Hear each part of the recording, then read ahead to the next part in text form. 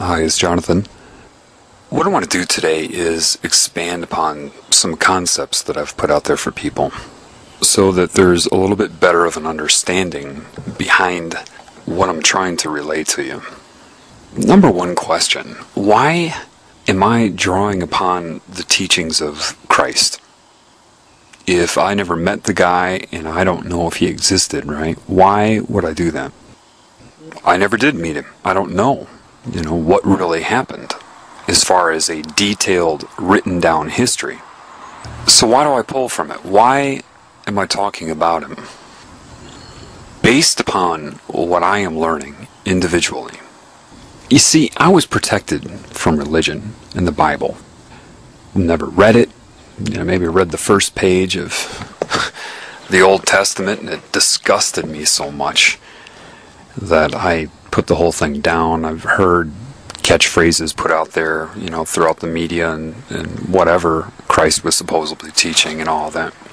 But I was protected from it through the synchronicity of reality.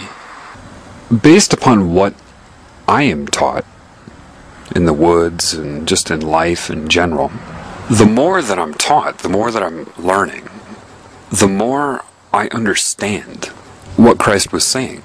I mean, from the ground up. I may say it differently, but I understand it.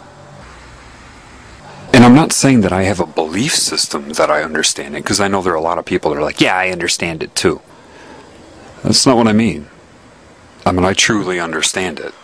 So, one thing I know is that somebody knew. Somebody, at some time, knew what I'm learning better than I know it. And you can only know that when you know it. You see, I don't know if the name is Jesus. My instinct says that's a deity used to possess people. Do you accept Jesus in your heart? And then that's a willing contract because you aren't aware enough to question who Jesus was. See, phonetic symbols have meaning. If his name wasn't Jesus, screw the translation. You're letting Jesus in your heart. A name. Do you understand the significance of that? You're letting a name identifying a personality. I don't care what they conned you into believing. Jesus means this and that. It means the, whatever. Forget that. You're also told the Statue of Liberty means freedom. Anyway, somebody at some time knew. And how do I know this person was connected to creation? Well, from what I'm learning. Somebody knew the correct way to perceive this reality. Somebody knew what it was and how to handle it, how to overcome it. Somebody did. I know the Illuminati didn't come up with a lot of those parables.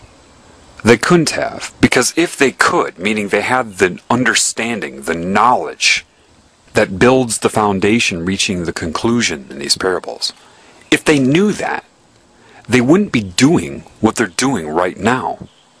Let me say that again. If these people that created religion knew and understood the meaning behind those parables, they would not be doing what they're doing right now. Therefore, I know that somebody knew outside of this control system. What the name was, I don't know. Based upon what I know from Spirit, whoever gave those parables would never be concerned with being anointed or being called the Christ. So, by deduction, based upon what I know, the man existed. I can only infer that they stole the teachings of this man to sell this pagan worship of Satan. What is Satan? Satan's a consciousness. Satan is neither male nor female. It's both. If you watch the movie The Passion of the Christ, Mel Gibson nailed the essence of Satan with Satan's appearance that seemed in a bizarre way neither male nor female, but strangely attractive. That character, the hooded character, very mysterious, very logical, very sensual. In other words, it exhibited both male and female characteristics, and I don't mean like a gay man would. I mean in a very mysterious, sensual, intelligent way. That's what you're dealing with. So it will be male to those who want to perceive it as male, and female to those who want to perceive it as female. It is neither, and it is both. Here's the problem with the Bible. Think of riding a bike. Imagine writing a book about riding a bike. You lay it all out, a really thick book, telling you the nature of the bike and how to ride it, how to balance what the bike is, what you should do, where you can go, how to properly ride a bike. And you give this to people, and they've never ridden a bike, but you make them memorize the book, forwards and backwards. There's thousands of pages in the book about riding a bike, and they all memorize it real well. Imagine also in this book that the people who wrote it did not want you to ride a bike. So because they don't want you to ride the bike, they have to be the authors of a book on how to ride it. Does that make sense? I mean, logically, that would be the strategy, would it not? If you want to control people and keep them from being able to ride a bike, then you have to be the one in charge of all the information about the bike and all the instructions on how to ride it. So what you're going to do is you're going to mess it up. Imagine adding things in like, to properly ride the bike, you have to make sure that you lean all the way to the left. And remember, you're not good enough to ride the bike. You don't really deserve to ride the bike. And the bike is angry with you, and you're going to have to beg the bike for mercy, and the odds that you're going to be able to do it successfully are almost nil. But memorize the book anyway. And you have all kinds of contradictions in this book. But the people can't argue with the contradictions because they've never ridden a bike. And then say somebody comes along who's ridden a bike. And this person goes up to somebody who's memorized a book on riding a bike, but has never ridden one. And you get into a conversation about the bike. Now, you've ridden one, it's natural to you. But this person has been forced to memorize a book with fear and shame and guilt about the whole thing on how to ride a bike, but they've never done it. I guarantee you that you would get into an argument. It would probably go something like this. Here, let me take a look at your book. I've ridden a bike, let me just take a look at it. You start reading through the book, and you're like, whoa, whoa, whoa, hang on a second. And they say, what? You say, what is this? Lean all the way to the left? Sir, you would fall if you did that. No. I know. I memorized that. That's chapter 3, paragraph 9. You must lean all the way to the left in order to successfully ride the bike. Sir, that's crazy. You'll fall. No. You're evil. This is the word of the bike. The bike wrote this, and this is its word, and it says that to ride it, it knows, and it's used to lean to the left. Sir, I guarantee you the bike didn't write this. Here, look at this other chapter. Let me show you something. You see in this chapter how it talks about 90-degree angles? How it would be better to be positioned in a 90-degree angle on... And now look over here, it says lean to the left. Didn't you notice that contradiction? It's the word of the bike. It knows. It understands its own contradiction. What? Sir, I've ridden a bike. I don't know what's going on here, but I can tell you that whoever wrote this book does not want you to be able to ride a bike. And this big, heated, emotional argument ensues. Now, had you never ridden a bike, you wouldn't be able to look at that book and know what the lies are. It would be impossible for you to tell. So you say to the person, hey, look, here's a bike over here. You see? Yeah, they exist. You don't need to read about them. They exist. They've just been hiding them from you. This is a real bike right here. Here, get on. No, no, no. Just trust me. Get on the bike here. Put your legs over. And then you give them a push. And they try to ride. And they lean all the way to the left. And they fall. And now they're scared. The bike hates me. I must repent. No, no, no, no, no, no. Sir, you're copying the book, and the book doesn't want you to know how to ride the bike. The bike wrote this, but listen, just try it again. You put them on the bike, you give them a little push, and they fall again. You say, watch me, and you get on the bike, and you're riding all over the place. And so now that they see you riding the bike, you've got their attention. You've got their attention because they've been reading about a bike and how to ride it their whole lives. And they can't understand why they can't ride it and you can. Maybe they think there's something wrong with them or something wrong with you. Well, that's not a real bike then. Yes, sir, it is. It's a real bike. Just try it again. So you put them on the bike and you say, let go of the book.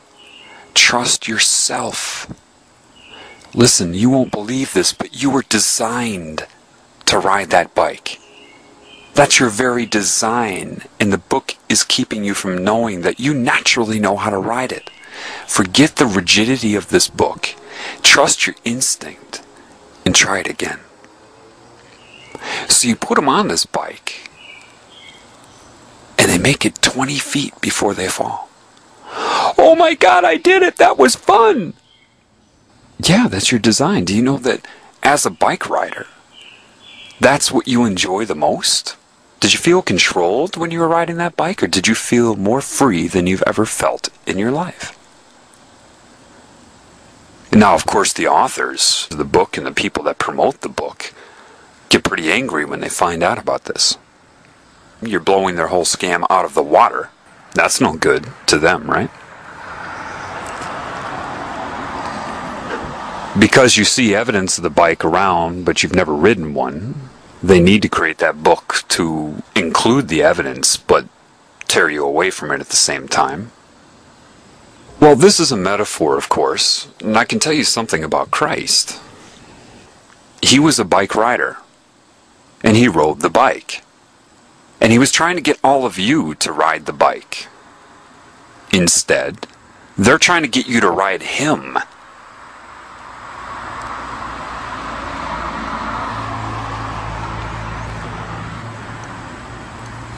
Understand my meaning.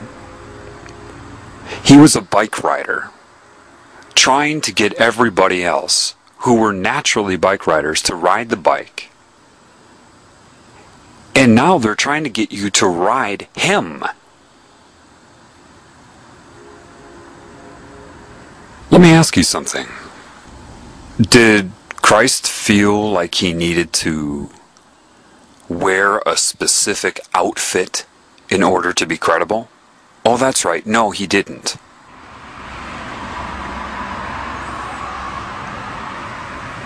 What book was this man regurgitating from? Oh, that's right. No book. He didn't need a book about riding bikes because he already knew how to do it.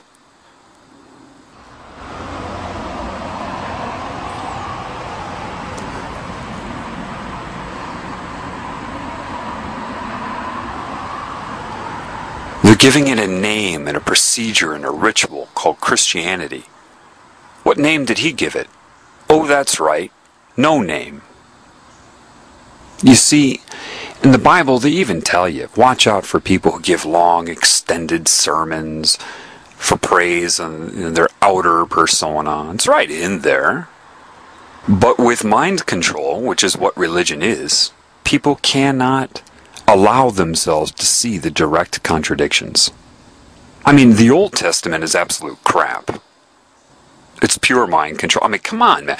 The table was 3 cubits high and 2 cubits wide, and it's all sacred geometry. It's crap. What does that have to do, descriptions like that, and family lineage have to do with the spirit? Not one thing. Not one. It's all channeled. The parables, you have to understand that the knowledge he had is non-translatable. In other words, if you read a book about riding a bike, you can read it all you want. You can memorize it forwards and backwards and dedicate your life to that book. Someone puts you on a bike, you're going to fall. Period. Reading a book about riding a bike is not the same as intuitively riding a bike. And they know that. They know that all too well, you see, because Satan controls religion, and it loves it. It loves that you're memorizing this book on how to ride a bike. Do you understand? That's Satan's preference.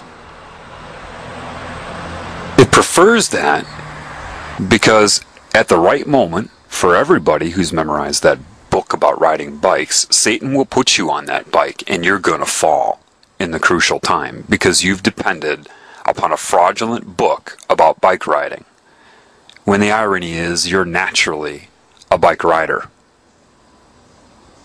It's like a coach. We've all seen this, where you have a player with natural talent on some sports team, and you get some bullshit coach that comes and tries to force the player with natural ability to follow his structure. The coach can't play. The coach doesn't have 1 ounce of the natural ability of the player, but yet the coach, with his position of authority over the player, forces the player to acclimate to his philosophy based upon no talent whatsoever. And then the player screws up. The player becomes mechanical and rigid and can't perform the same way. Parables are metaphors, okay? And they're meant to draw upon some sort of experience you've had to tune your mind to an understanding outside of descriptive words. For example, it's kind of like if I went up to a basketball team and I said to the players, guys, it's like the feeling you get when you spin a basketball on your finger. You know, the feeling that you get when it's stabilized and you just got it. You just know it. You've got it going. That type of feeling.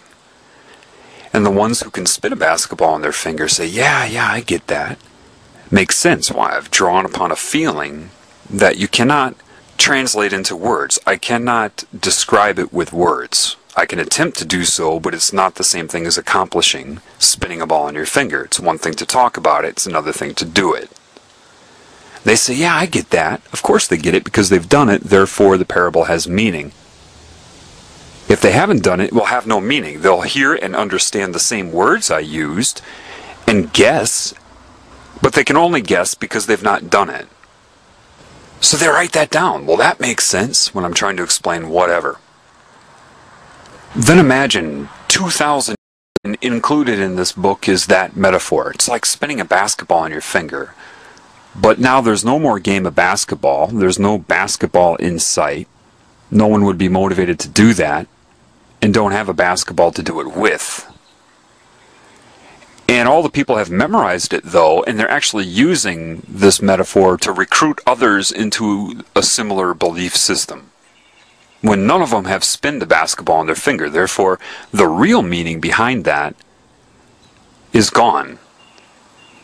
Whatever Christ said to people when he was talking with them, if that happened, of course, would have been in the moment, catered to whoever he was speaking to.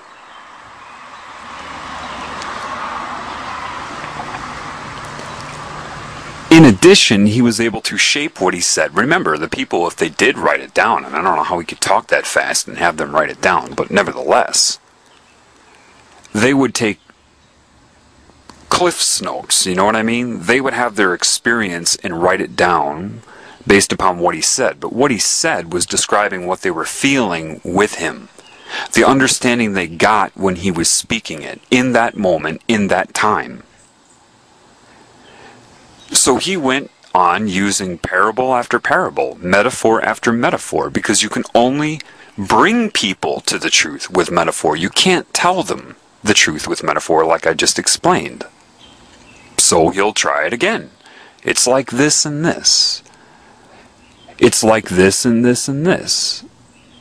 To try to tune the mind to an experience that would be close, because you know what it's like to ride a bike, so you try to draw upon something they might have done that would assist them, that the rules and regulations of control are keeping them from knowing. You work with what you got. That's what metaphors are. An attempt to work with what you've got, with understandings that you know exist in the people that you're trying to bring to a different understanding. Does that make sense? The problem is, the majority of these used car salesmen everybody calls priests, is that they're not qualified to teach you about spirit. You've been told that they are, but they're not. Do you understand that they are practicing occult Satanism, whether they know it or not? Some of them were probably indoctrinated into Catholicism. Others were indoctrinated into Satanism and are posing as Catholic priests. Either way, they're recruiting and manipulating people with it. And if somebody does know about the occult side of it, they're not going to tell you anyway, so you have to know the truth in order to be able to see this. They're not qualified to teach you about spirit. Why? Because even if their intentions are good, they've learned about God from the Bible. And probably at an early age, so it created this rigid filter we call a belief system, trying to filter everything they experience through this indoctrinated belief system. These people aren't qualified to teach you about spirit any more than somebody's qualified to teach you how to ride a bike who's only read a book about riding a bike, and a fraudulent one at that, and has never ridden one themselves. They're not qualified. But because the mind control is so stiff and so strong, and there's so much fear of the unknown attached to it, the people that desperately want to ride a bike but have been programmed with this would rather kill somebody who can show them how to ride the bike because of the fear and the mind control, which is what happened to Christ. Those people didn't do a thing about it. When you get these high priests that killed him, and they say, well, no, the Romans killed him. The high priests didn't kill him. Yeah, they did. What they did with Christ is no different than what they did with Lee Harvey Oswald. The Romans were the fall guys. They used manipulation and political pressure and sorcery of the mob mentality, fascism existing back then, to put pressure on the Romans to carry out their dirty work. That's what happened. And they can argue it all they want. It's what they do. That's why they argue. That's all they can do, is argue. And eventually they can't answer these questions anymore, so they just talk over you. Or, I love this one, you're crazy, you need some therapy. Generally, the people that run the world will come off as the nice ones. Everything they'll say about their group is always going to be, of course, nice, and anybody who says anything against their group is, of course, insane. The implication is they're insane, and the group will always be nice about it. You know, I care about you. You seem to be having some mental problems. You might benefit from some therapy. And you create this fraudulent pseudoscience they called psychology, and you indoctrinate the public into its credibility so that you can draw upon it whenever you are discovered. Because your control is outside of their ability to perceive, it works beautifully.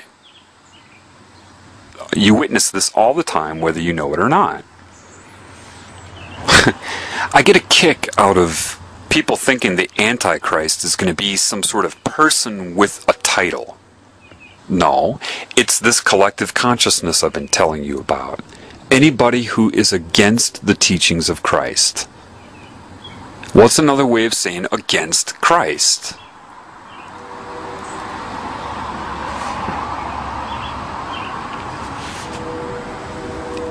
Antichrist. So, if you know anybody that's even publicly against, does not adhere to, or denies the teachings, not the man, the teachings, they are the Antichrist. The rise of the Antichrist, if I said the Asian flu is on the rise, I'm not talking about one individual virus, I'm talking about the collective strain, including all of the viruses in that strain. Do you understand that?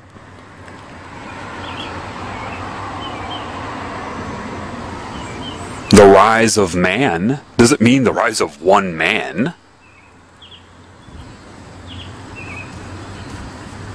So, the Antichrist consciousness and control system here was already there back then. The Antichrist, or diseased cancerous consciousness, is what murdered him then, and it has risen since. And those who are in control of the world are Antichrist. It's obvious. But I don't talk about who they are at all, because I know that if people can't see it for themselves, telling them is useless. Therefore, I try to get you to be able to see the truth first. Like an MD cannot understand disease until they understand how the body works when it's not diseased. Does that make sense to you? If you don't understand normal homeostatic function in the body, how can you possibly interpret what the disease is if you don't know how the body works when it's normal? And it's obvious that nobody can see who it is, so telling them is useless. You have sorcery being practiced on you. You have all kinds of control methods you couldn't even comprehend. My goal is not to attack anybody. My goal is to fix this whole thing. I don't want to get out and escape it, because it will still exist. And believe me, if I'm being shown what's going on, that means something larger isn't happy with this situation either. So, it's not going anywhere. Look, if you want to know the nature of a priest, just ask him 3 questions. Go up to a priest and say, real innocently, just go up to the Catholic priest with his black and white, the dark side of the yin-yang, right? Black and white uniform. Or his robe as he's burning incense. All of these things you're warned about in the Bible. However, mind control works, doesn't it? No Christian is able to put 2 and 2 together. Forget about whether they thought of doing it. Control, they will be unable to see the contradiction because of the fear. This is God's word. How do you control people? Why did they steal the teachings of Christ? Because his truth was so pure and of an understanding they didn't have that it's very alluring. So they had to take his teachings. But imagine this. Say you have 10 statements supposedly by Christ. Okay, make the first 7 authentic, and then add 3 more to corrupt it and slip in a rule here and there, some sort of rule about society and you that he didn't say.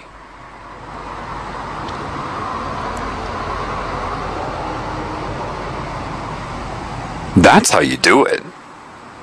And that's what they have done. And you're not going to be able to see what is and what is not until you ride a bike. If you haven't ridden a bike, how can you read a book about riding bikes that is corrupt and be able to see the corruption? If you haven't ridden a bike, you're not going to know what is true and what is not.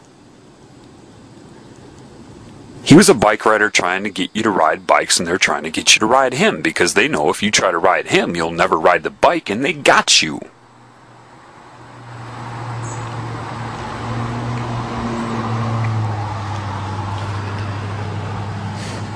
Why do you think he said, "You'll be forgiven if you deny me"? But not the creative spirit, because he was a temporary manifestation of consciousness. His name and his body don't matter, and he knew that, which is why he let go of it. Why did he keep his mouth shut when they questioned him? A, they didn't want to know the truth, and B, they weren't going to give him 2 weeks to try to lead him to the truth. Therefore, he couldn't answer the questions. He just kept his mouth shut. And he knew they were all under demonic mind control. Forgive them, they know not what they do. Why do you think you didn't know what you were doing? Because people think that demons somehow inject thoughts into your mind. No, your mind is a co-creation of you and foul play, whether it be mind control, a demon, or anything else. It's a co-creation, meaning a demon literally pushes your spirit out of the way, grabs the steering wheel, and uses your mind for its own intentions. In other words, it thinks for you, and the mind can't perceive that from outside of itself. Therefore, whatever it thinks it is thinking it. Therefore, the prison of the mind. When you connect to the creative spirit, now, you know, it's so difficult to be precise on this because I don't want people seeking something outside of themselves. The way the creative spirit will interface with you will be with your spirit, which is it, a derivative of it. And then it will rise from within to command your mind. It will never speak directly to your ego. And people say, well, yeah, but the way you talk about it, it's like a conversation. No, that's my translation for you of understanding. It is my spirit that is teaching me. Do you understand that? And it gets the influence from something larger. I'm learning from me. When I try to translate it for you, Jonathan, do this, Jonathan, this is how it is. That is a translation into words for what is occurring inside of me. It's the best way I can put it. What is their primary agenda? They absolutely require you to feel responsible for whatever they have done to you. Or it just won't work. I'll say that again. They absolutely need you to feel responsible for what they have done to and through you. They need you to be ignorant of the extra-dimensional influence, because if you're ignorant of that, you will blame everything on yourself. That's how it works. What a scam this is. Create the soul, right? Put you in there, put you in an energy body, and put you in a body. And of course, you will have absolute amnesia the moment you're born. And you're like a programmed character in a Sims game. And you develop your character with each new day. And they control the character. What they do is make you default the best they can. Make you defy what you normally would do. And the energy body, which is where your mind is, you see, your mind isn't in your brain. Your brain's a conjugate to your mind. It is just a receiver to it. It is larger than your brain accesses. Imagine if you have 500 points of consciousness in your mind, and your brain is tuned to access 240 or something like that. Then it's a filter. Do you understand that? It's a filter. It's blinders. And so when you die, they come to you and create an illusion, a reality as real as the one you experience right now, and try to slam you quick. They'll come to you in whatever way they need to, based upon assessment of your mind. Your mind will be like a hard drive on a computer. They can access all of it right away, instantaneously, and will create the suitable illusion and excuse for your experience. Either you're learning a lesson and your soul is evolving, so you need to do it again, reincarnate again to grow. Bullshit. Or you have sinned and I'm judging you and I am Jesus, and you can either go to hell or you can reincarnate and learn your lesson. Bullshit. Or they'll just try to send you directly to a hell-like experience and allow them, law of contract, to torture you because you feel you were judged by God. They do all the shit through you, pervert you, corrupt you, your character, basically, get all the other characters to hate you if possible, and then use what they've done to and through you against you. And with each new life, they break your will until eventually you just give yourself to this cancer consciousness so it can absorb you for itself. Why does it work? Why does it work for these secret societies? Satan, if you want to call it that, isn't stupid. Remember, the discussion of scalar reality from the healing begins now. Very important now for you to understand that. Satan is like a consciousness that is separate, which is like cancer. Therefore, it has scalar growth, and it will see itself as one thing. So, when it seduces and entices and recruits, its reasoning will be very, very close to the reasoning that Christ would have, or the Spirit's reasoning. We are one. I am you, you are me. Very similar to creation, isn't it? Yet, it will have the cancer agenda, right? Hurt other people, that's fine. Just love me. That is the difference. The Spirit has respect and love for all of its creations. Cancer wants you to do whatever you want to that which is not its creation, to destroy it, as long as your allegiance is to the cancer. And once it sucks you in, you're its slave, whether you know it in your current role or not. It knows. So it can be very confusing for a Satanist because it will make a lot of sense. It will mirror a lot of the laws of creation, except for the love and respect for all of the creations. That will be the difference. Greed, materialism. That's what it does.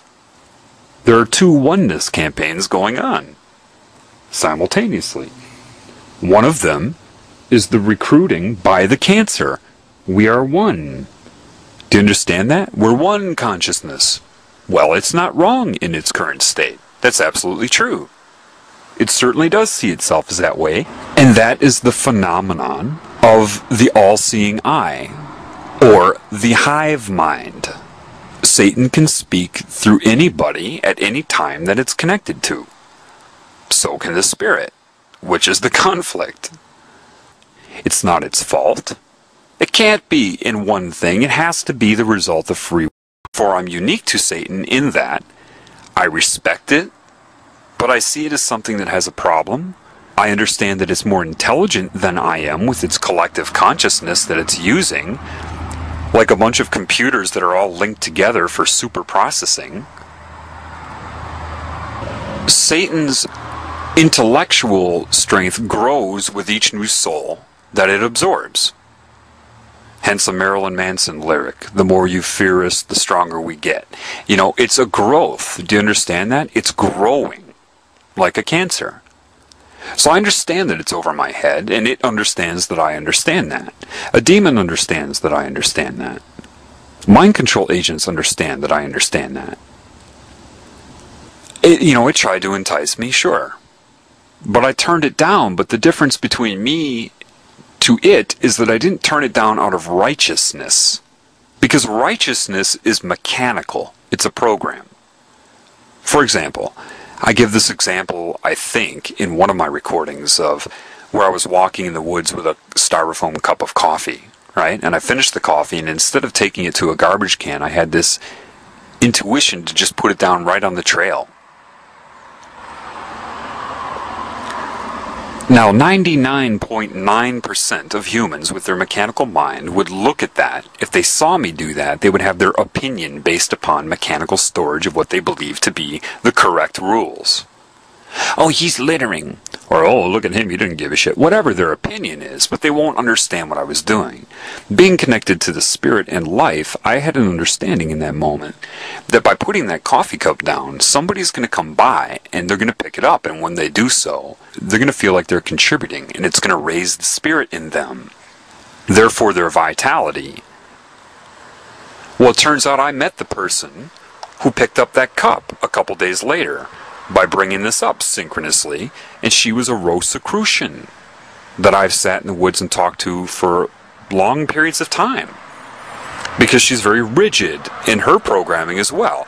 Do you understand that Satanists get the same programming that Christians do? It's just a different programming. Satan either wants you to give yourself to it or sell yourself to it. It doesn't care what your experience is and your illusion. Oh, sure, you want 7 years, anything you want in your dream? Sure, okay. You could do that anyway, but you don't know that, so yeah, sign right here. Yeah. Or accept its judgment as God. The Spirit will not judge you. It knows that you can't work without its guidance. Your design is to do that. Therefore, if you're disconnected, it knows you're not going to work correctly. Therefore, you must assess this world with truth. You must dismantle your belief systems, or be as a child, meaning pre-programming. That's part of what entering heaven as a child means. Pre-indoctrination. You have to be honest with yourself about this world. Let me ask you a question. What sane mind would create something like a mosquito, a tapeworm, a wood tick?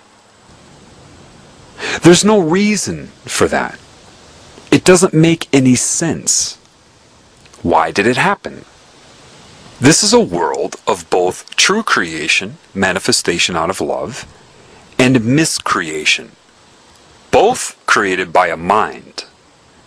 But if the mind is not commanded by spirit and or love, the larger picture, then it's just math, because the mind is math. And if it doesn't have the correct guidance, then it's only mathematical probability. Do you understand that? Meaning you could take a knife and cut your hand off right now, but you're not doing that, are you?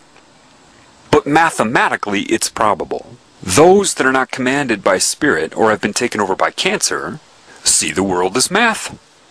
Random calculation of possibility. And it can snowball based upon pain and pleasure. This is why they, what you call the Illuminati, are likely to do something incredibly humanitarian one day, and then something incredibly heinous and horrific the next day. Mathematical probability. They see no limits. They want new formulas, new calculations, new colors, new sounds, you know? There are a lot of things that you could do that you don't do. Some of that is because of the programming of your mind. The other element to that is your spirit. Technically, you shouldn't have to teach a child not to kill. It wouldn't be in their instinct to want to do that because of the guidance of spirit. The spirit is very strong in a child. You get these, and people say, old souls are very wise. No, the real truth is the old souls are the ones that have been here and have been having their will broken over lifetimes. So the old souls are the ones that are just following the system, and they've lost a lot of their ability to perceive the truth. That's why they go right along with the system, because once Satan puts them on that bike, it knows they're going to fall. So it's happy. Yeah, go ahead, go through the system, do whatever. You're not going to be able to withstand the fake judgment or whatever reality we give you when you die anyway. It knows that. That's what building your house in a rock means. You must know thyself, and the only way to know thyself is to know the love of spirit. And once you bear witness to that, it's going to be very, very difficult for Satan to prove to you that you are responsible for anything it did through you, to put you in guilt. The creative spirit loves you. So, every time someone connected to spirit or guided by spirit in a moment lets somebody feel that, which has happened to me a lot, Satan goes to work on them as soon as that interaction is over. And it is very likely they'll get dreamscaped, reprogrammed so that the very next day even, they forgot all about it. They forgot how it made them feel. It's always doing that. It's always trying to counter people that I talk to. Do you know how many people have complained of entity attacks after listening to what I have to say? Yeah. All I can tell you is that don't worry so much about that, because that's proof that you're doing something right. Why else would they attack you? It's mathematical probability, miscreation. The mind will create whether it is or is not guided by spirit and or cancer. Cancer is an insane creation, meaning a mind without the guidance of the whole. What is happening on this level is the same thing that happens in your body. There are many ways to look at it. Think of yourself as a cell to something larger. Just like I say that the cells in your body, perhaps they create their own holographic illusion that they experience, so they have an experience while they're alive for you. Well, maybe that's what you're doing. So the cancer in your real state is attached to the outside of you, and the more it breaks your will in your own illusion, the more access it gets to the real you, wherever you are, to come inside and corrupt and change you. So what you're having right now is an experience. You are not your experience, you are the experiencer. Do not let the experience change you, no matter how painful your experience may become or pleasurable it may become. Both pain and pleasure are the same as far as Satan is concerned. Pleasure is nothing like the true joy of being commanded by Spirit, and I can guarantee you that heaven is anything but boring. You won't be like, all these rules. No, because you will create that. You would come to the same conclusion that rules try to impart in this insane reality. If you're honest with yourself, you will see that this world is insane. The whole food chain is insane. What sane mind would create a world where life consumes itself? Well, that's God just subjectively experiencing itself to learn. What? How many times does God have to be a child that gets sacrificed and raped before God gets it? No, that isn't what it is. There's only one truth. And people say, no, truth is individual based upon subjective reality. No, it isn't. But insanity is individual, so congratulations. There's variability in everybody's perception. That should tell you something. Nobody has it right. I'm sitting here right now, and it's dark out, and I'm sitting in a nature area to record this. I'm looking at a tree right now. Whatever meaning I'm projecting onto that tree is wrong. And I know that I'll project different meaning than anybody else onto that tree. Therefore, the variability proves that it's not true. So you cannot seek the point of view or vantage point or understanding of God. You can't do that because the mind is incapable of doing that. Therefore, the only way to perceive correctly as the wind picks up here is to stop what you're projecting onto it. Stop doing that. Phase cancel out the meaning you think you're applying so that you can see the true meaning. How could you go about that? Say you take a walk in the woods, and do this, okay? Don't just listen to me and not do it. Do it. And take a nice brisk walk, and as your right foot comes down, in your mind, say the word right. As your left foot comes down, say the word wrong. Or good and bad, whatever, right, wrong, good, bad. Walk fast and say it to yourself. Look down, discipline your mind. Do this for 5 minutes straight. Don't look at anything but the ground in front of you and walk. And say, right, wrong, right, wrong, right, wrong, good, bad, and do that for 5 minutes straight. What you'll be doing is amplifying your binary state, its peaks of right, wrong, really bringing them up. And so close together, going back and forth, you'll begin to phase cancel them out. Do that for 5 minutes, then look up and look at a tree again, and say in your mind, right, wrong, right, wrong, as you're looking at that tree. Look at a deer, look at a squirrel, and say right, wrong. If you do this correctly, you will have the opportunity to bear witness to your own insanity. Your own insanity is the mind, which has been isolated in and of itself, which was never the design in creation. Now, the book that's meant to deceive you doesn't tell you that. Well, it does in some ways, but those parables are old, and people don't understand them correctly.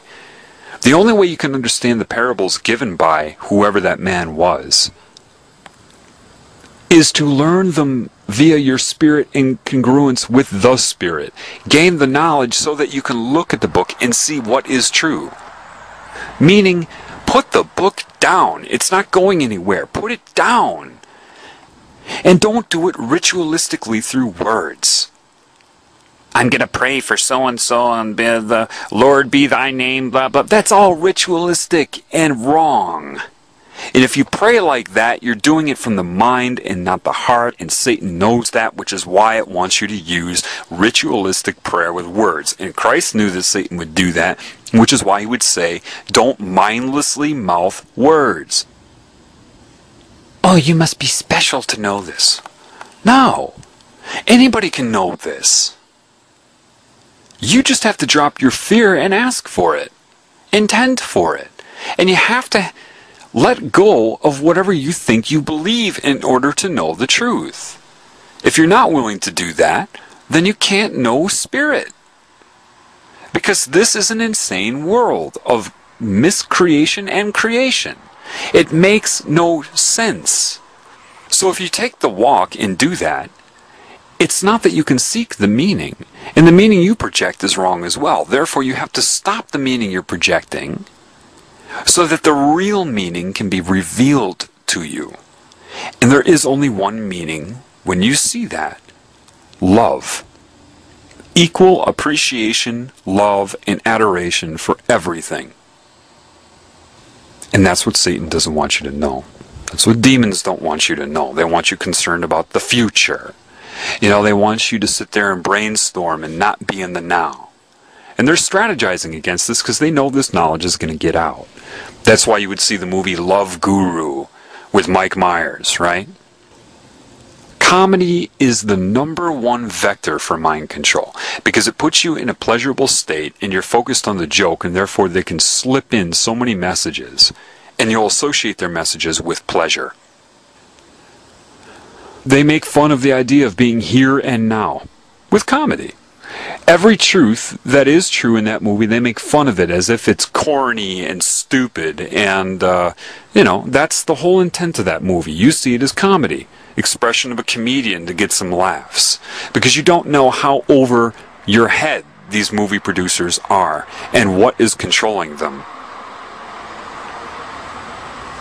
If you want to call it Satan, Semiramis, whatever, ISIS, the serpent, it doesn't matter.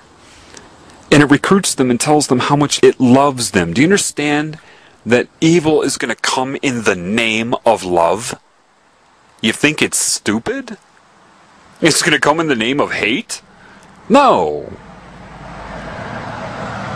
The #1 thing that evil will push on you is love and how much it loves you. Just like the guy trying to get sex in a bar, telling the girl how much he loves her and how he'll respect her in the morning. A lot of girls can relate to what I just said because that metaphor has meaning for them. I feel so bad for Satanists in the sense that they're being so duped. Do you realize that a lot of the truth that is used about creation, life, the elements of reality, a lot of that used to solicit them into that religion is also the teachings of Christ? How ironic that they draw upon the teachings of Christ to turn those against Christ by, once again, taking credit for the teachings of that person or anybody else that was connected to spirit. Lilith, right? All the different names for the serpent. Fine, let's call it Lilith. Just love me. Do whatever you want, just love me. And I'll love you back. There's a difference between using psychic manipulation to enhance your feeling of pleasure, the tingly sensation that it uses, that Satan uses, and true love. And the irony is this. A lot of these people that are worshiping Satan with whatever name they choose, with whatever form Satan is using to seduce them, when they feel love, that's the love of God. But because you can't discern that with all of this confusion here, Satan just takes credit for that. Yes, that was my love. It reminds me of, the movie Coming to America, where that Soul Glow guy, the guy that was on ER for a while, that played Soul Glow. Eddie Murphy makes this huge donation to her cause. She didn't know who did it, so she just assumed it was her rich boyfriend. And she just thanked him. Somebody put a large amount of money in the donation box. Assumed it was him, and he said, well, he took credit for it. You think that Satan wouldn't do that? Another movie, Fast Times at Ridgemont High, when Brad Hamilton takes the flowers that he didn't buy and gave them to his girlfriend, saying that he did it. How many people do you know take credit for things that they didn't do? People that plagiarize do it all of the time. They don't give credit to whoever they learned it from. They just say it like it's their own idea. There's an excellent scene in Good Will Hunting I think I'll put in right now to demonstrate the insanity of plagiarism. Oh, hello. Oh, hello. Hi, how are you? Fine. So do you ladies, How often? do I come here? I come here a bit. I'm here, you know, from time to time. Do you go to school here? Yeah. Yeah. Let's see. So I think I had a class with you. Oh, yeah? What class? History.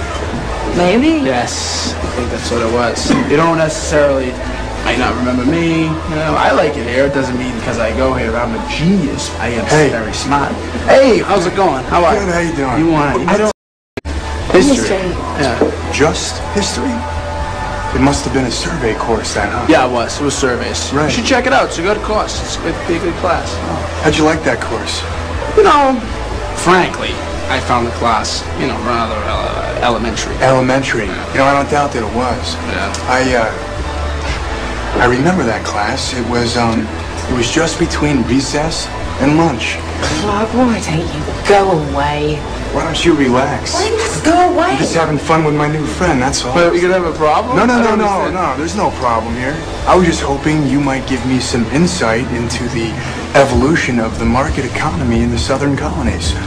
My contention is that prior to the Revolutionary War, the economic modalities, especially in the southern colonies, could most aptly be characterized as agrarian pre-capital. All right, of course that's your Hang on a contention. second. You're a first-year grad student. You just got finished reading some Marxian historian, Pete Garrison probably. You're going to be convinced of that till next month when you get to James Lemon. Then you're going to be talking about how the economies of Virginia and Pennsylvania were entrepreneurial and capitalist way back in 1740. That's going to last until next year. You're going to be in here regurgitating Gordon Wood, talking about, you know, the pre-revolutionary utopia and the capital-forming effects of military mobilization. Well, as a matter of fact, I won't, because Wood drastically underestimates the impact of social... Wood drastically underestimates the impact of social distinctions predicated upon wealth, especially inherited wealth. You got that from Vickers. Work in Essex County, page 98, right? Yeah, I read that too. Were you going to plagiarize the whole thing for us? Do you have any thoughts of your own on this matter? But is that your thing? You come into a bar, you read some obscure passage, and then pretend you pawn it off as your own idea just to impress some girls, embarrass my friend? See, the sad thing about a guy like you is in 50 years you're going to start doing some thinking on your own, and you're going to come up with the fact that there are two certainties in life. One, don't do that. And two, you dropped 150 grand on a fucking education you could have got for $1.50 in late charges at the public library. Yeah, but I will have a degree. And you'll be serving my kids fries at a drive-thru on our way to a skiing trip. Yeah, maybe. Yeah, but at least I won't be unoriginal. Basically, Satan plagiarizes the spirit. To recruit, to entice, to seduce, it plagiarizes the spirit, the creator. So anyway, all its symbols are everywhere. The color blue, the color purple, butterflies. Butterflies are a huge symbol of Satan, the transformation from what you are into what it wants you to be. So it's subconsciously putting that image of metamorphosis out there. Understand that. That's why butterflies are very much associated with porn stars. Catholicism is pure Satanism. The problem is you shouldn't need to be told that. You should be able to see that. Priests that come out and need their audience and admiration in their temple. Why does God need a temple, a building? What?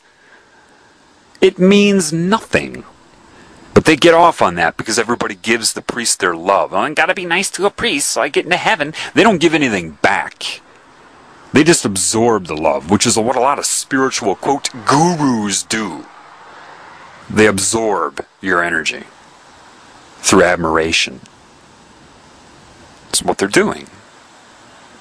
So the best advice I can give to you is overcome your reality. That doesn't mean numb yourself to this world. It doesn't mean don't appreciate it.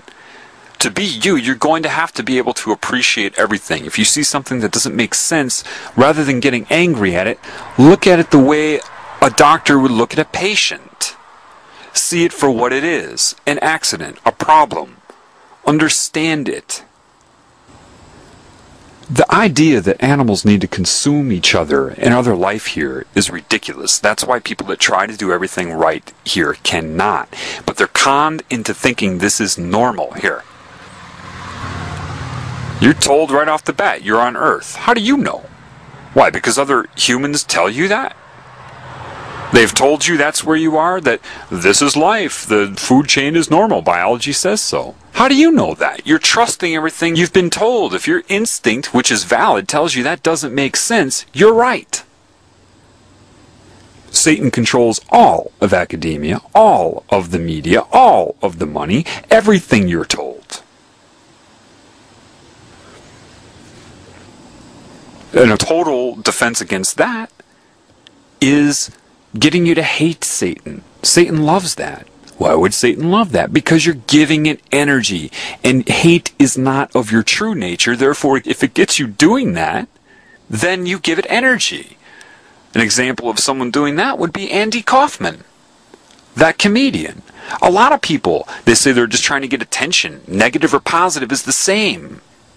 So if you hate this consciousness, call it names and curse it, it has you. It's got you.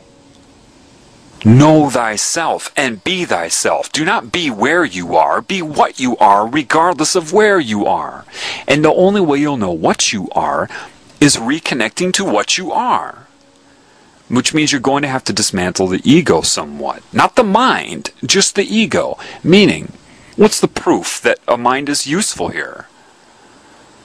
Well, to make the decisions, to navigate through the illusion.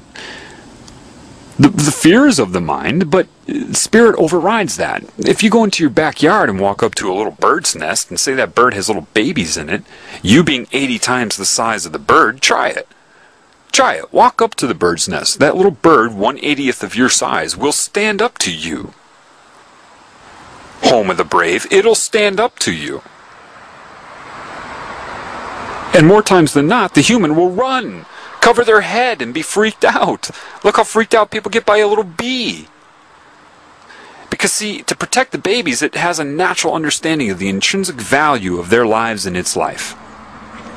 But if there were no babies in that nest, the bird would fly. It would flee, proving it was able to make a mental decision. So Satan will try to get you to abandon the mind altogether.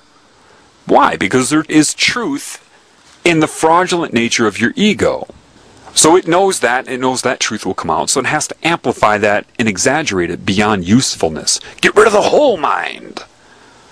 Become a robot. Or I love this one, the spirituality of love in the form of dissociation, bliss. Don't talk to me so firmly. You're putting me on a negative vibration. What? What if you had a kid that was walking towards a busy street? Didn't know what they were doing. They were walking towards that street and the cars were unaware of the kid. Oh dear, I don't want to put you in a negative vibration. I want to be all of love, but I really need you. Bang! No, the moment you see that, your intuition will make you yell. Hey! You'll scare that kid probably in the moment. But that's better than the kid dying. Negative vibration. Satan coordinates this bullshit New Age movement to get people to dissociate. It's no different than getting drunk. It's detachment from your normal instinct to try to help everybody in this realm. You become concerned with your own bliss. Therefore, you don't speak out against it unless you're speaking out to get other people to detach. Now, you do need to detach from this reality, but while in it, it would help if you try to... See, your detachment as you walk in the woods and think that you've accomplished something, and you think your whole world is of your negative ego, that isn't stopping a little child from being raped today. Your detachment. Part of your responsibility is to get the word out. So Satan knows that. It's very, very clever. People don't get this. There are a lot of Satanists that are online. are against government. They're against the New World Order. They're against all of this control, aren't they? They're talking about the Freemasons. People think, these Satanists are really honest. It's because you're like a chess player that's thinking 3 moves ahead, and you're playing somebody that's able to think 30 moves ahead. So you catch their bishop in 5 moves and say, ha, I got your bishop. And they say, ha, yeah, I know you did, and I knew you would, and in exactly 5 moves. And then 3.5 minutes later, checkmate. The number 1 subliminal message out there is a circle with an A in it, which stands for anarchy, and an American flag that is torn down the middle.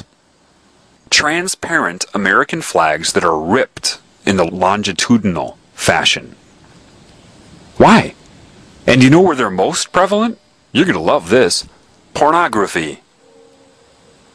Oh, you want to know why you should stay away from pornography? That's the number 2 vector for mind control, but the strongest effect. Why?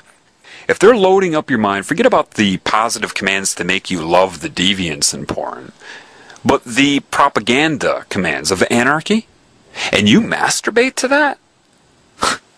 You wire your brain to associate whatever subliminal commands they're putting in your mind to pleasure. Therefore, subconsciously, anarchy equals pleasure. Ding, ding, ding, ding, ding. Stay away from porn.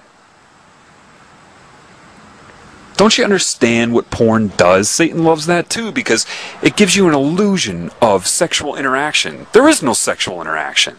You're watching actors on the screen. Actors. You're watching people on a screen. And it creates the voyeur mentality of separation. And you actually masturbate and have your orgasm and have had no interaction with a human. And then you wire your brain that way, which is why a lot of married men or men in relationships addicted to porn are impotent. Why? They've wired their brain to want no interaction. In other words, object only. No personality, no value, just object. Which means they could be impotent in their relationship, go cheat on their girlfriend, and be hard as an iron bar. Why? It's programming in the mind to objectify women. That's how it accomplishes that. You don't know how sinister porn is. It has nothing to do with sex being good or bad. It has everything to do with mind control. Anyway, so Satanists are going to promote anarchy. You watch. You don't believe me? You just wait. I guarantee you they'll slip in that word as they're talking about government and how bad it is. Why? Because the people that are putting out this propaganda, the truth movement about 9/11, are the ones that attacked us on 9/11. Why? Don't you know their phrase? Order out of chaos. They want chaos. They don't want you to have a solution. No, no, no. They don't want you to be able to unify. They just want you to rise up like chickens with their heads cut off so that there is chaos or anarchy. Don't think that's possible? Have you ever seen footage of a riot? They want you to rise up. Nobody's solving anything. It's just a bunch of propaganda bullshit about 9/11. People send emails to each other and talk about it all the time, but nobody's doing anything. Exactly. When the right date, day, hour, minute, second, it's going to kick off, and you're going to have anarchy. So that they can bring in foreign troops, most probably China, to, quote, restore order out of chaos and attack the United States. To restore order, of course, and then dissolve the border between Canada and Mexico and bring in your wonderful American Union loaded with electronic mind control and all of the trimmings.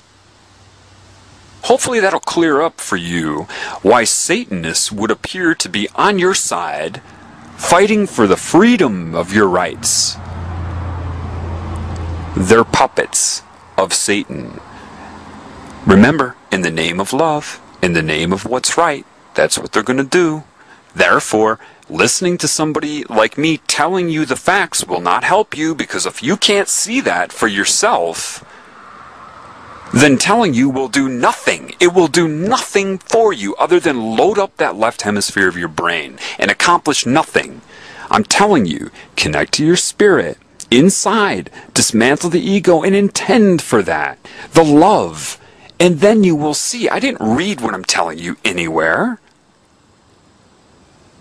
You've got to resist the anarchy, which will be very difficult. But that's what they don't want, is a calm approach to what's happening. That is their worst nightmare.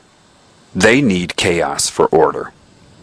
These people have a history of pointing their fingers at themselves. They did it when they switched from dictatorship to hidden hand.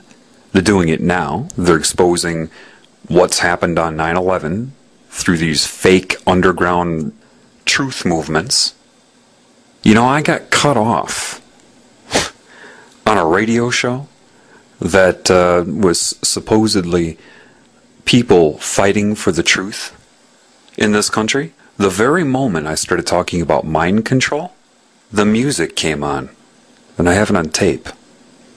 Let me play that for you quick so you can see how fake these movements are, how fake this truth propaganda is. When you touch the truth, you get cut off.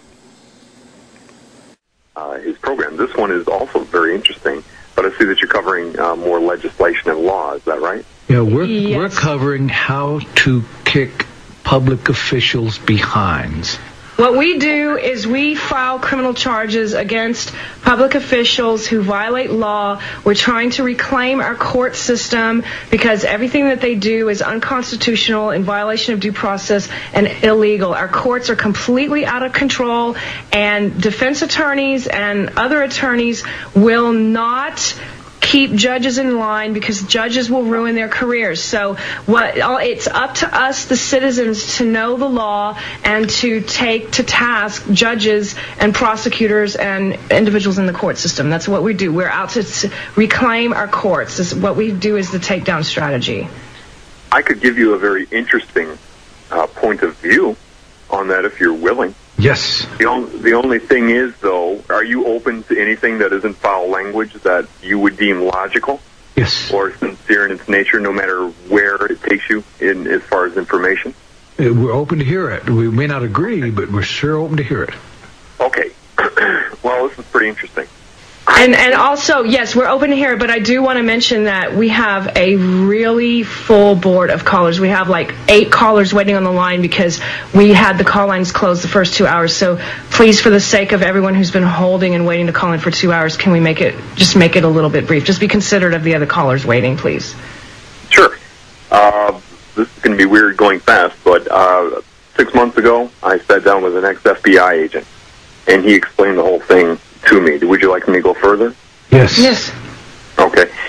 He left the FBI. Texas, interestingly, is where he was stationed. He told me about 2 things. One, that he had busted a party. That he and a team of people, and this isn't a video I watched or some book I read. This is a gentleman looking me right in the eyes. Mm-hmm. And with intuition, you can gauge if somebody's being honest with you or not. And there was extreme criminal activity involving sexual practices going on at this party. And he tried to go forward with an investigation. It was pulled. Mm. He transferred to customs on the East Coast and found out that it was our government bringing in cocaine. And it was at that point that he left the FBI. Mm. He himself told me to not do anything, to not look into it. He has contacts in the mafia and told me how they described it to him. He said, you're talking about the judicial system. And the mafia people would say to him, I'm going as fast as I can, how do you think these judges get elected? He said, well, right. How do you think they get into office? We own you. And that's pretty weird to have an ex-FBI agent tell you that. But that's what we're dealing with. You're dealing with organized crime. Absolutely. Okay. And so it is a messed up maritime system. You understand that. But what it's going to come down to, regardless, when you strip away all the detail, is the resonance of love, which is basically a truth vibration. When people have that, then they can stand up for the truth. If they're disconnected, they'll be binary in their mind, and they will justify why not to be a life form, which is that which expresses love and truth. So that is where we got to focus, you know, and a lot of it is recharging the spirit of people so they actually feel like they should contribute, that they do have value in and of themselves, and when they can do that, they're more likely to stand up for other people. Absolutely. We are in the same place. Yes. The one thing that I try to demonstrate more than any other is that this is not just our right, it's our duty. And in doing this duty, we're not out here to harm anyone.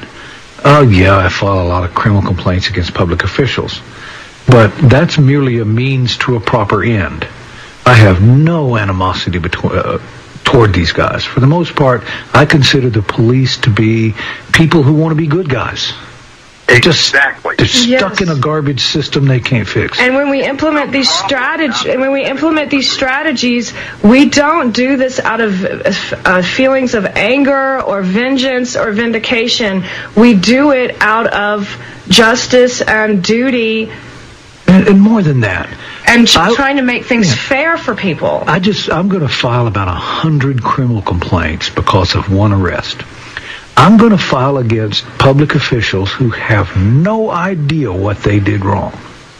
And I'm going to charge them with following policy. And the reason being is I want to give them plausible deniability. I want them to be able to go to their boss and say, hey, Bubba, why am I getting in trouble for doing what you told me to do? Well, this is my purpose. It's not to get them in trouble. Can I add something to that? Sure. I think that, with today's technology, it is quite possible to administer what's called rapid belief modification via mind control. Now, that can be used detrimentally, but when we come to a situation like this, the primary problem is the human inability to move on. Right. To forgive. And that is what this group, this elite group, is also considering, is that if these things come out, can we forgive? Well, now we're in a situation where if somebody wants to point their finger at somebody for committing a crime, we can say, okay, well, we'll just take you into this room for 2 weeks, and we're going to reprogram. Okay, listen, we need to go to break. We're going to break in 2 seconds. We'll be right back. Anyway, the second thing that's been on my mind, it could very well be that Christianity and a lot of these religions were designed, their very purpose, thinking this many moves ahead, designed to fail. How? Why? Well, if they steal the teachings of Christ and then create this Jesus deity, this Trinity, which isn't what it was, then point their fingers at themselves like they always do, expose the Babylonian symbolism, the satanic symbolism of the religions they created. They could do that in hopes to make you abandon all Christ's teachings as well, do you see? If you don't know that they stole those teachings, then you'll think that they created those teachings. They expose the deity as symbolism, and then everybody will have their big sigh of relief. Oh, we don't have to be good. We don't have to follow any of that. You see, the ultimate last-ditch attempt to discredit Christ. Why? That opens the door for the New World religion of sorcery, or Satanism, for the utopia. It has to be that, because there's no way these people doing what they're doing could have given the metaphors that Christ gave to create some symbolic deity. The two wouldn't go hand in hand. So, it really, from what I've been learning, what I've seen, they stole his teachings to draw people into both Christianity and Satanism. Then they're going to point the finger at the symbolism of Christianity and other religions so that people release all of the teachings of Christ, thinking was a fraud, for the final entrapment. It's very important that you stay balanced, because regardless of what's happening in this reality, you have got to stay you while you speak out about it. All of these things. The primary foundation of what you are is love, and that's what they don't want you to know. And the easiest way to do that is to come in the name of love and slowly tear you away from it, redefine it to ensnare you in the web. One more thing I want to address for people, which has nothing to do with the topic, but I'll add it to this recording, okay? People are kind of getting tongue-tied and gridlocked trying to approach people about what's going on. Finding it very difficult, as would be predicted, to go up to a stranger and start talking about the New World Order, or even spirit. It is very difficult. So how do you approach people? Well, I've already shown you that. You've got to understand, look, it doesn't matter how fraudulent a person's belief systems are. They're very rigid, regardless. If you try to attack somebody's belief system, even if it has been built off of disinformation, you've got to understand their very personality is built off of the disinformation. So if you attack the disinformation right out of the blue, they're going to feel like their very existence and their personality is under attack. Does that make sense to you? The best way to do this is to show them subliminal messages. It's one thing to do it online, but people can always say, oh, he did that. He put it in there with Adobe Photoshop. It's another thing to do it in person. Now, I recently just took a trip all the way through the South, and I went all over the place. Like in, for example, Nashville, Tennessee. They have this huge mall, and I went in there with the Glamour magazine, November 2007, in hand, and went store to store. So yeah, I'm putting the footwork in. I don't have a lot of money, but I spent my money to do this. Why would I do that? It didn't matter what store. It could be Banana Republic, a hair salon, Foot Locker. It didn't matter who it was. It's real easy to do. Listen, if any of you have the social skills to communicate where you don't come off as intrusive or imposing on people, you're the people that are needed to wake up. Okay? Because then you're going to be able to approach people in a sincere way and feel comfortable doing it. And that's very, very important. So that's something that I have the ability to do, and I'm doing it. I walk in, all I say is, hey, you want to see something interesting? Now, who doesn't want to see something interesting? I'm not going to come and say, you're all under mind control, the New World Order. They're going to look at me like, what? I'd say, you want to see something interesting. They say, what? I say, well, I'm just doing a little survey on perception. They say, huh? I say, yeah.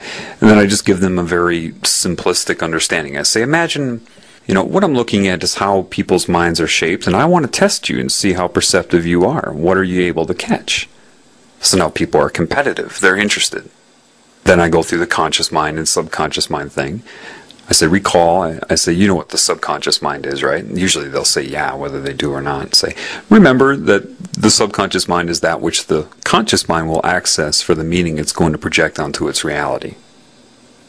And then I say, well, let me just show you something very basic. And then there's a primary manipulative thing on the cover of that magazine where they have that paragraph-shaped 2 huge 9s, of course, upside down 6s, correlated with Mariah's breasts. 99, and then underneath that little, then underneath that weighs 2, read by the subconscious mind, waist, right, to make over your home, and it's shaped like a woman in a dress. They put it right next to her. And I ask people, I put the magazine down in front of them, I say, how do you perceive Mariah Carey's body? Usually they say curvy. She's not curvy at all. She's very large, very big boned, okay? But because of that and how they position her on that, people perceive her to have an hourglass figure. Then I show them the paragraph, and they're like, oh my God. I say, that's primary, but there's also secondary and tertiary. And I show them the hidden words. I say, imagine with Adobe Photoshop if I took like a paintbrush function and started writing, but made the ink like 97% transparent. Make them understand, you see, right on the threshold of conscious perception. So that your subconscious mind, which sees everything, will see it. But your conscious mind won't unless you know that it's there or are looking for it. I take a little paper clip, so I have a real fine pointing device, and then I show them the word obey and sex and all of that. I show them sex on her face and in various places, and people are like, oh my God. Of course, if it's the first time they see this, it shocks them. And then I show them where there's a paragraph that says Mariah's new attitude. I say, look at this paragraph. it's left justified except for the word new. Why would they pull the word new all the way over? And then I show them to line the N up above the UDE in attitude, nude, all the subconscious things. Make them understand. That's why they get you all playing crossword puzzles and stuff in the newspaper, to condition your mind to see forward, backward, up, down, left, right. All right, so the subconscious will follow suit. But right above that, hidden, is blatantly obvious 2 words. God, G-O-D, lies, L-I-E-S. Now people, it's one thing to watch an internet video where somebody highlights it for you, but you're not fully trusting it because you don't know whether they did it. It's another thing to do it in person with a magazine they know you didn't make. You see what I'm saying? There is no doubt when you do it in person. There is no way for them to say, you did that. You know, the little minds trying to argue on like, you did that. You're just predicting. You know, you're not going to go through any of that. They're in shock, you see. What you've done is you've made them see for themselves, which is irrelevant of their belief system because they can't deny it. And guess what? They want to know why.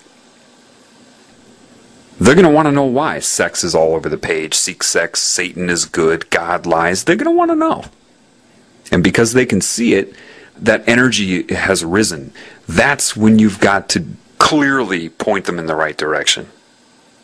Now they're open to spirit, and that's where you can make sure they understand that these people control religion as well. And this is where you can completely pull someone out of their paradigm. I do it all of the time. I went store to store in many different states. I'm not sitting around on the internet sending emails back and forth. I'm going out there in the public. And the best way to approach them is to show them how their mind is being circumvented and the messages that are being used. Just last night, I went into a gas station's a good place to do it.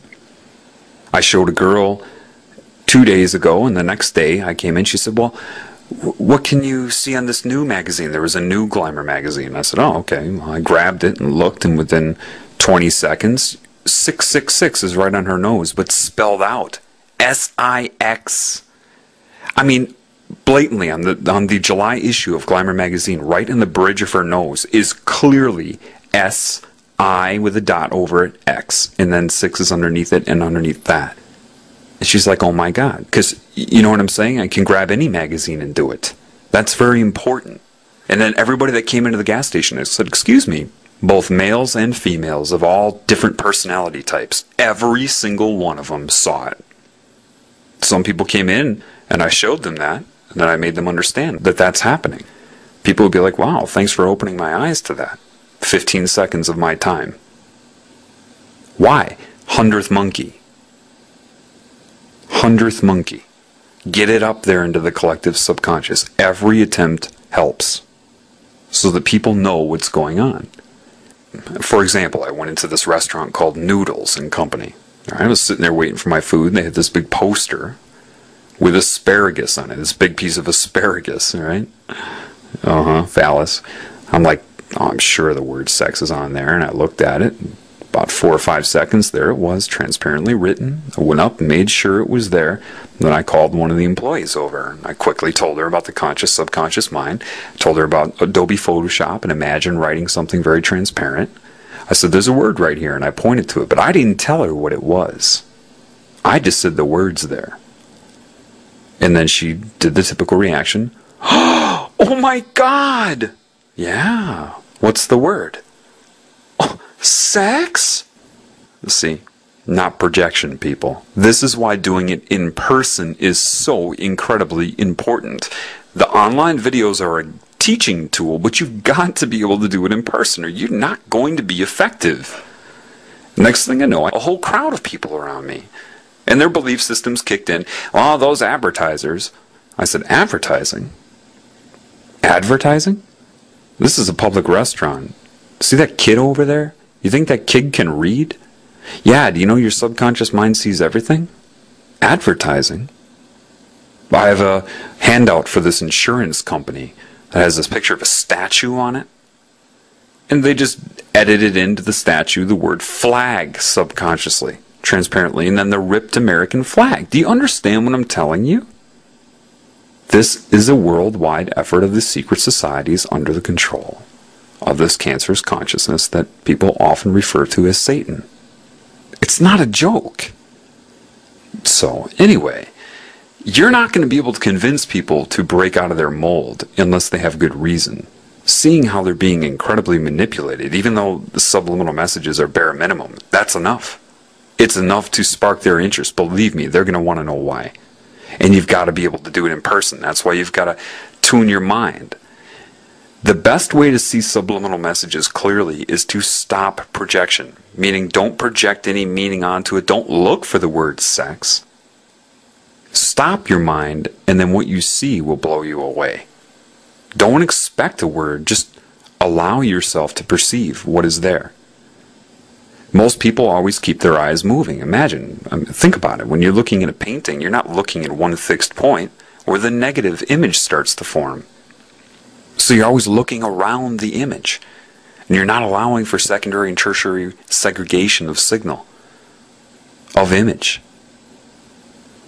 Look in one point, blank your mind, and allow patterns to come out. That's how you do it. Once you learn to do it, like playing guitar, you get better at it. So good that you can go into any situation, grab a piece of literature, and within minutes you can find something that you can use to show people and they will see it. And that's very powerful. Because they're not going to be like, you did that with Adobe Photo. They can't. Do you understand? They can't. They're not going to argue with it. Because it's real and it's there. So, I just wanted to put that out there. The best way to approach people is in a casual way. And just show them the subliminal messages and let their interest decide. Some people are going to be very blank-minded and they're going to ignore it. Let them go. Other people, when they see that, you don't have to approach them with anything. And please, people, don't direct them to sites about gray aliens and all these. No. Start with knowing thyself. If you don't know yourself, how can you know what's happening around you? It's very important, okay? So anyway, I wanted to throw that out there in some of these concepts. I know, again, it's a lot to take in, but I had to put this out there for you. Alright, so that will end this particular upload. Thanks for listening.